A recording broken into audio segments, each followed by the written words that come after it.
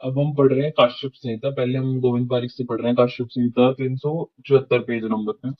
काश्यप संहिता में सबसे पहले जो कुमार भृत्य है, अगर आपको बोले जो कुमार भृत्य है उसके पितामह कौन है, मतलब जिन्होंने इसको एक तरह से बनाया है, वो कौन है? वो काश्यप ही है। यानी कुमार भृत्य के बारे में तो ऐसे तो आचार्य चरक ने भी थोड़ी बहुत बात की है, आचार्य सुश्रुत ने थोड़ा ज्यादा बताया कि कैसे मेडिसिन क्या लेनी है। लेकिन जो एक विस्तृत वर्णन है ना कुमार भृत्य यानी पीडिया का, वो काश्यप संहिता ने किया है, यानी काश्यप ने किया। तो कुमार भृत्य के पितामह काश्यप है। तो जो काश्यप संहिता है उसके उपदेष्टा कौन है? उपदेष्टा यानी बोली किसने है वो, तो वो काश्यप ने ही बोली। ठीक है। लेकिन इसके तंत्र कर्ता कौन है? यानी एक गुरु जैसे बोल रहा है तो कोई शिष्य लिख भी तो रहा होगा उसको। तो गुरु तो काश्यप थे, लेकिन जो लिख रहे थे यानी जिन्होंने तंत्र की रचना की वो है वृद्धजीव। ठीक है। कुमार भच्च भी बोलते हैं इनको। फिर आता है तंत्र। एक बार तंत्र बना दिया फिर उसको थोड़ा मॉडिफाई भी करते हैं, प्रति संस्कार भी करते हैं उसका। तो प्रति संस्कर्ता कौन थे? वो थे इसके वात्स्य। वात्स्य। कुमार वृत्य के पितामह थे काश्यप, उपदेश का काश्यप है। उन्होंने ये बोला है, जो इसमें लिखा है वो उन्होंने उनका बोला हुआ है। तंत्रकर्ता किसी ने लिखा भी होगा तो वो वृद्ध जीवक है। प्रति संस्कर्ता इसके वात्स्य है। ठीक है। और इन्होंने आयुर्वेद जो काश्यप संहिता है इसमें आयुर्वेद का अवतरण 2 बार बताया गया है। पूछ भी सकते हैं कि आयुर्वेद का अवतरण 2 बार कौन सी संहिता में, तो काश्यप संहिता में। और जो आयुर्वेद का मेन जो आयुर्वेद अवतरण इनका मानते हैं, वो भी मान स्थान में मानते हैं। जो हमारी चरक आचार्य हैं, उन्होंने कहाँ बताया है? चरक आचार्य ने सुश्रुत, सॉरी, जो सूत्र स्थान है पहला अध्याय है, उसी में बता दिया था। आचार्य जो सुश्रुत है उन्होंने भी पहले ही अध्याय में बताया है, लेकिन जो काश्यप संहिता है, उन्होंने आयुर्वेद का अवतरण विमान स्थान में बताया। और जो विषय वस्तु है, जो मेन एक कंटेंट की फॉर्म में नहीं दे देते कि इस पूरी संहिता में इतनी इतनी बातें हैं इस तरीके, यानी विषय वस्तु कौन कहाँ है? कल्प स्थान के अंतिम अध्याय में।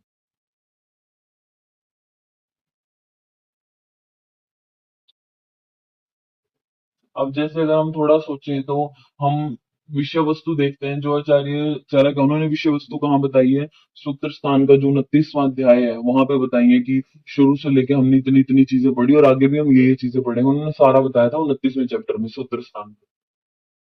अगर हम आचार्य सुश्रुत की बात करें तो उन्होंने सूत्र स्थान के 3rd चैप्टर में बताया कि हम जैसे बताएंगे कि सूत्र स्थान में ये चैप्टर्स है, पहला ये, लास्ट ये है, ये फिर निदान स्थान में कौन से चैप्टर हैं, शरीर में कौन से हैं, चिकित्सा में, उस तरह यानी पूरी विषय वस्तु उन्होंने 3rd चैप्टर में बताई है। और काश्यप संहिता में विषय वस्तु कल्प स्थान के अंतिम अध्याय में वर्णित है। फिर जो है ना वर्तमान काश्यप संहिता की जो पांडुलिपि है वो नेपाल राजगुरु पंडित हेमराज शर्मा के पास उपलब्ध है। ठीक है। फिर हम पढ़ते हैं इसमें अध्याय कितने हैं, अध्याय या स्थान कितने हैं। अगर आपसे नॉर्मल पूछे कि काश्यप संहिता में कितने स्थान है, तो 8 स्थान है। अगर आपको ये क्वेश्चन हो काश्यप संहिता में या काश्यप तंत्र में कुल कितने स्थान है, कुल वर्ड देखना आपने है या नहीं। अगर सिर्फ पूछे स्थान कितने हैं तो 8, कुल स्थान पूछे तो 9, क्योंकि इन्होंने एक खिल स्थान एक्स्ट्रा बताया ना। बाकी इनके चैप्टर्स के तो लर्न करना आसान है। जो आचार्य चरक ने बताया ना कि सूत्र स्थान में 30 चैप्टर, वो ये भी वही मानते हैं। निदान स्थान में इनके भी 8 चैप्टर है, विमान में 8 है, शरीर में 8 है, इंद्रिय में 12, चिकित्सा में 3, सिद्धि में 12, कल्प में भी 12। इनका एक एक्स्ट्रा स्थान है खिल स्थान, उसमें है 80 अध्याय। ये बहुत इंपॉर्टेंट है, यही पूछा जाता है मोस्टली कि खिल स्थान कौन सी संहिता में पाया जाता है, तो काश्यप संहिता में। खिल स्थान में कितने चैप्टर है, तो 80। अब ये तो बात कर ली हमने चैप्टर्स की, लेकिन क्या है कि वर्तमान में प्राप्य कितने हैं। अब ये तो हमें पता है ना कि जैसे जब हमने चरक संहिता पढ़ी थी तो चरक संहिता के अंतिम चैप्टर में ये लिख दिया था कि बाकी जो भी होगा वो हम उत्तर तंत्र में पढ़ेंगे। ऐसे लिखा है चरक संहिता में, यानी मे बी चरक संहिता का भी कोई उत्तर तंत्र होगा, वो हमें प्राप्य नहीं है, हमें इतनी पता है। तो उस तरीके से जो काश्यप संहिता में चैप्टर्स बताए गए हैं, ये आज नहीं मिलते इतने के इतने, कुछ कम मिलते हैं। जैसे जो सूत्र स्थान है उसके सिर्फ 11 ही चैप्टर मिलते हैं। निदान स्थान मिलता ही नहीं है, बिल्कुल भी है 8 चैप्टर, लेकिन मिलता ही नहीं है। विमान स्थान में 2 चैप्टर मिलते हैं सिर्फ, ये इंपॉर्टेंट है, याद रखने हैं।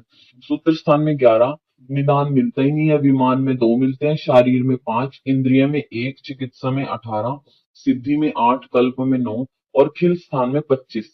बाकी कुछ याद ना हो तो ये दो तो जरूर याद रख लो। खिल स्थान में 25 मिलते हैं, विमान में आजकल 2 चैप्टर मिलते हैं। ठीक है। आपको क्वेश्चन समझना है कैसे देंगे। काश्यप संहिता के खिल स्थान में कुल कितने अध्याय हैं, तो 80। अगर आपको पूछे काश्यप संहिता के वर्तमान में कितने अध्याय हैं, तो आपको 25 आंसर लगाने हैं। ठीक है, वर्तमान में पूछे तो 25 है, लेकिन अगर आपको पूछे फिर स्थान में है कितने चैप्टर, तो वो 80 होंगे।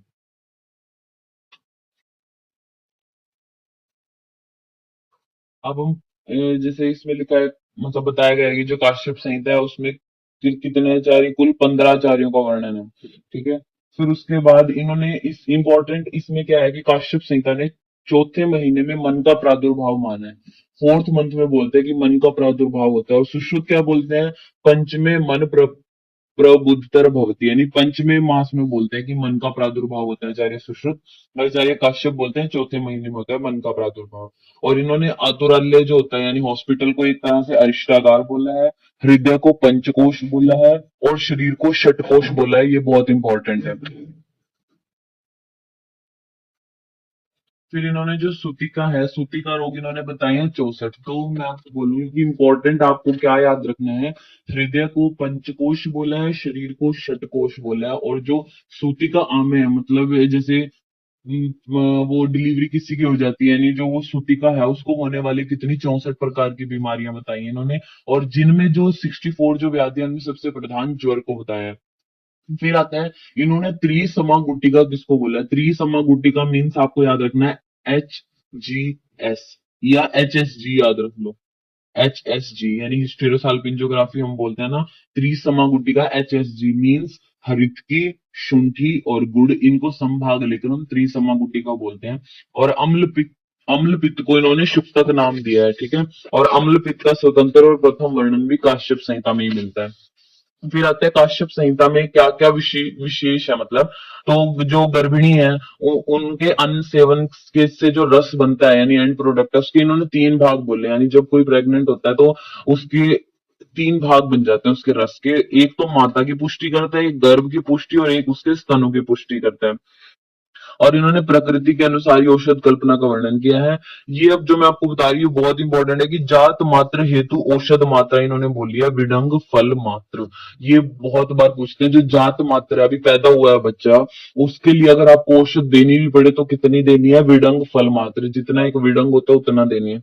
और अगर आपसे पूछे जात मात्र हेतु घृत मात्रा, आपको इम्पोर्ट ये ध्यान रखना है कि आपसे पूछा क्या है। औषध पूछे तो नॉर्मल विडंग के जितनी देनी है, विडंग फल के जितनी। अगर आपसे घृत पूछे तो कोलास्थी प्रमाण में देना है। ठीक है, तो फिर उसके बाद आता है लेहन के योग्य और लेहन के अयोग्य। क्या होता है, जब कोई बच्चा जैसे दूध पी रहा है, तो अगर उसको दूध नॉर्मली सही जा रहा है तो वो अयोग्य है लेहन, उसको लेहन कराने की यानी एक्स्ट्रा सप्लीमेंट देने की कुछ जरूरत नहीं है। लेकिन किसी बेबी में कोई प्रॉब्लम है तो उसको लेहन हमें कराना पड़ेगा। तो लेहन के अयोग्य क्या है, या तो पहले मदर की कंडीशन आती है कि जो माता है उसको दूध ही नहीं आ रहा, तो बच्चे को तो एक्स्ट्रा सप्लीमेंट देना पड़ेगा, यानी अक्षीरा। दूसरा अल्प शीरा, दूध आ रहा है लेकिन बहुत कम। तीसरा दुष्ट शीरा, यानी दूध आ रहा है लेकिन वो दुष्ट है, बच्चे को पिला नहीं सकते। तो अक्षीरा, अल्प शीरा, दुष्ट शीरा, दुष्प्रजाता, या व्याधियों से पीड़ित, तो जो माता उसका भी दूध नहीं पिलाते बच्चे को, तो उसका बच्चा लेहन के योग्य है। और बच्चे की दीप्त अग्नि है, यानी वो पचा सकता है बाहर से दी हुई चीज को, तो दीप्त अग्नि वाले बच्चे को कराना है लेहन। वात पित्त प्रधान वाला, अब ये पूछ सकते हैं कि कौन से दोष की प्रधानता में लेहन कराया जाना चाहिए, यानी लेहन के योग्य कौन है, वात पित्त प्रधान अगर कोई बच्चा है तो उसको हम लेहन करा सकते हैं, दीप्त अग्नि है जिसकी। और लेहन के योग्य क्या है, अल्प मूत्र पुरीश त्यागने वाला, जिसके जो स्टूल है या यूरिन है वो कम पास होता है, और 3 दिन तक भी मल त्याग नहीं करने वाले, यानी जब हमने बोला कि स्टूल ज्यादा पास नहीं करेगा, यानी 3 दिन तक भी, यानी कॉन्स्टिपेशन वाली कंडीशन है तभी भी हम लेहन करा सकते हैं। लेहन के अयोग्य कौन है, अयोग्य जिनको नहीं कराना, कल्याण मातृका इज वेरी इंपॉर्टेंट, ये व्याधि है, यानी इसमें कल्याण मातृका है जो उसमें लेहन नहीं कराना पेशेंट को। और जत्रुगत विकारी, अगर बच्चा ग्रह रोगी है, अल्सर से पीड़ित है, तो उसको नहीं कराना। ठीक है, फिर आता है कि स्वर्ण प्राशन से जो बालक होता है वो 1 मास में मेधावी और 6 मास में श्रुतधर हो जाता है। आपसे क्वेश्चन पूछ सकते हैं कि अगर हम स्वर्ण प्राशन करा रहे हैं तो उसका 1 मास में क्या फल होगा, मतलब 1 महीने तक अगर आपने स्वर्ण प्राशन किसी को करा दिया, मीन्स वो बच्चा 1 महीने में मेधावी हो जाएगा। ठीक है, मेधा आ जाएगी, बुद्धि। 6 महीने में वो श्रुतधर हो जाएगा, मतलब जो कहे, जो सुना उसने वो उसी को धारण कर लेता है, उसी को याद कर लेता है, तभी के तभी 6 महीने में श्रुतधर हो जाता है। और अभी जो हमने पढ़ा जैसे लेहन, तो लेहन अगर हम योग्य योग्य पढ़ लिए, लेकिन लेहन कराना है तो किससे कराएंगे? ब्राह्मी घृत से, कल्याण घृत से या पंचगव्य घृत से, ठीक है। जो अभय घृत है, अभय मतलब भय को दूर करता है, किसका भय होता है? ग्रह बाधा का। तो अभय घृत है ग्रह बाधा नाशनार्थ। और संवर्धन घृत, संवर्धन यानी वर्धन करना है बेचारे का, तो पंगु और मूक जो शिशु हैं, पंगु मतलब जो चल नहीं पा रहे, मूक या जो बोल नहीं पा रहे, उन शिशुओं में उपयोगी है संवर्धन घृत, ठीक है। तो अभी हम इतना ही पढ़ते हैं आज।